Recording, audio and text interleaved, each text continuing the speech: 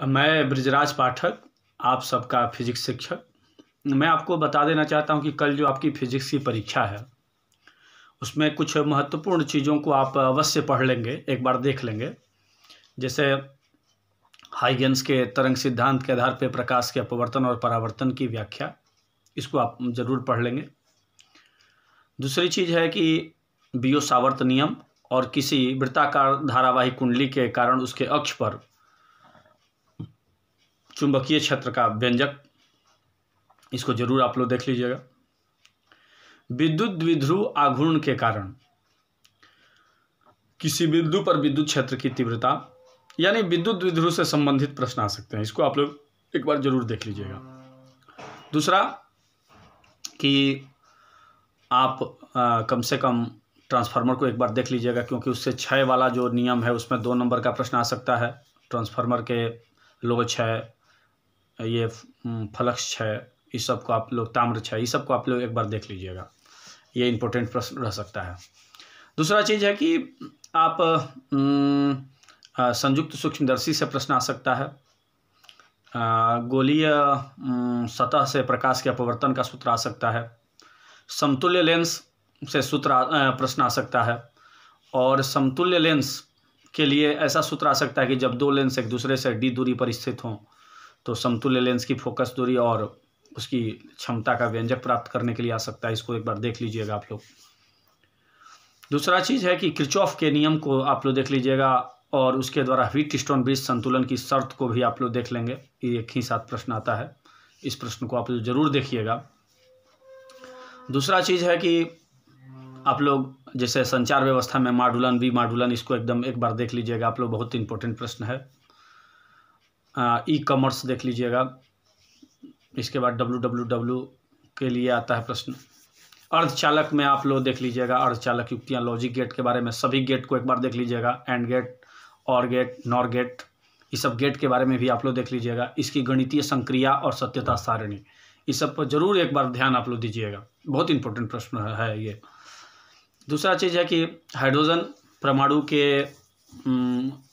ऊर्जा के बारे में देख लीजिएगा। उसकी ऊर्जा ऋणात्मक होती है, इसके बारे में एक बार जरूर देख लीजिएगा, बहुत इंपॉर्टेंट प्रश्न रह सकता है। आइंस्टीन के प्रकाश विद्युत समीकरण को देख लीजिएगा, ये इंपॉर्टेंट रह सकता है। ऐसे प्रश्नों को एक बार देख लेंगे। दूसरा चीज़ है कि आप जितने भी राशियां हैं, भौतिक राशियां जो 12th क्लास में हम लोगों ने पढ़ा है, उनको आप लोग एक बार देख लीजिएगा। उन प्रश्नों को एक बार देख लीजिएगा, उनका एसआई मात्रक, उनका सूत्र, उनकी बीमा। दूसरी बात कि प्रत्यावर्ती धारा में जितना भी हमने पढ़ाया है आप लोगों को, कलांतर, पथांतर, कलांतर के बारे में, कला आरेख के बारे में, फ्रेजर आरेख के बारे में, प्रतिबाधा, प्रतिरोध, प्रतिघात, इन सब चीज़ों को एक बार जरूर आप लोग देखिएगा, ये ऑब्जेक्टिव के लिए। दूसरा चीज़ है कि आप लोग जो परीक्षा में जो लिखिएगा, सबसे पहले जितने भी प्रश्न हैं उन सभी प्रश्नों में से उन प्रश्नों को सबसे पहले सेलेक्ट करिएगा जो आप सबसे अधिक उसके विषय में जानते हैं। यदि 2 नंबर का जैसे प्रश्न आता है, उन 2 नंबर वाले प्रश्न में से आप उसमें सबसे पहले ये देखिएगा कि इसके बारे में सबसे ज़्यादा किसके विषय में हम जानते हैं, कौन कौन, पहले आप उसको चिन्हित कर लेंगे, गोल लगा लेंगे, गोला बना लेंगे। और गोला बना करके आप सबसे पहले देख लेंगे कौन कौन प्रश्न हम सबसे ज़्यादा जानते हैं।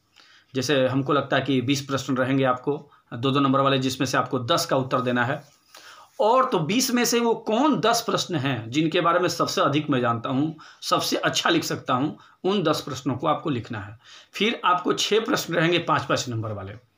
उन 6 क्वेश्चनों में से सबसे पहले आपको ये देखना है कि किसके विषय में मैं बेहतर जानता हूँ। उन 3 प्रश्नों को, 6 प्रश्न में से 3 लिखना है, तो 3 प्रश्नों को आप सबसे पहले गोला लगा लेंगे और उसका उत्तर लिखेंगे।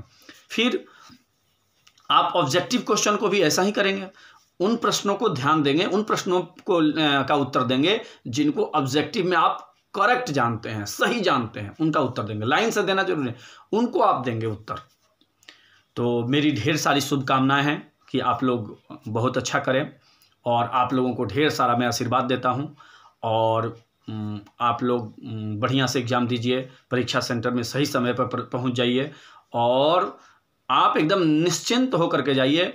हमने जो गेस्ट क्वेश्चन किया है उस क्वेश्चन को एक बार ज़रूर देख लीजिएगा, और आपको मेरी बहुत बहुत शुभकामना है। आप लोग को बहुत बहुत आशीर्वाद है।